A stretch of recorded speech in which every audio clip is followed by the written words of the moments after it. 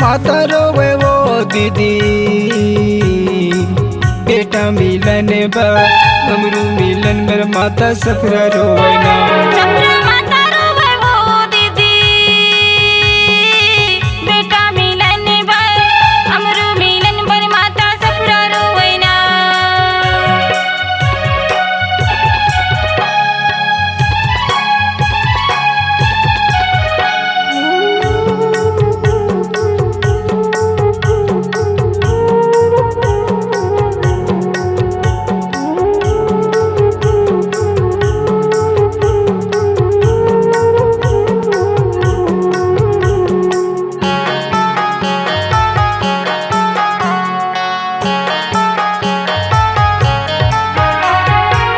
जंगल गईस बहनी लकड़ी लाए लाओ, लकड़ी लाए लाओ।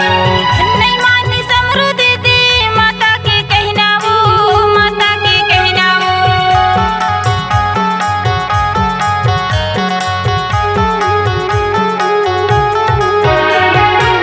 जंगल गईस बहनी लकड़ी लाए लाओ, लकड़ी लाए लाओ।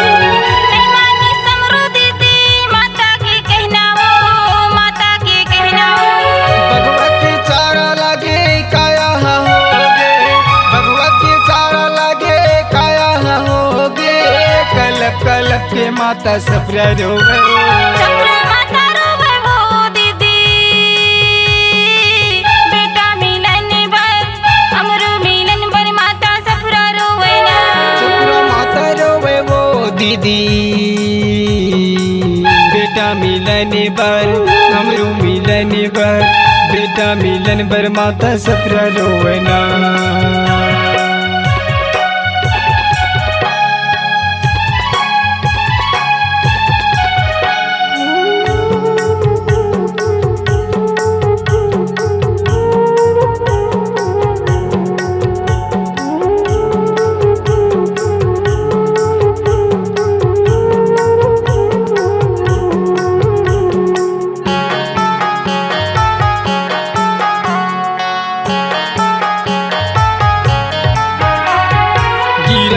रोवत दीदी गाँव में आए वो, गाँव में आए। सब दीदी बहनी मल्ला रो रो बताए वो, रो रो बताए।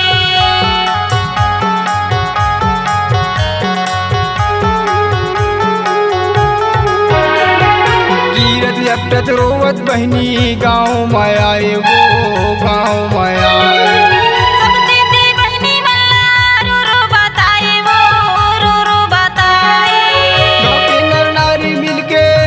समझावे वो गाँव के नर नारी मिलके मातल समझावे वो, रोई रोई जिंदगी बितावे वो। सफरा माता रोवे वो दीदी, बेटा मिलन बर हमरू मिलन बर माता सफरा रोवे ना। सफरा माता रोवे वो दीदी, बेटा मिलन बर हमरू मिलन बर माता सफरा रोवे ना।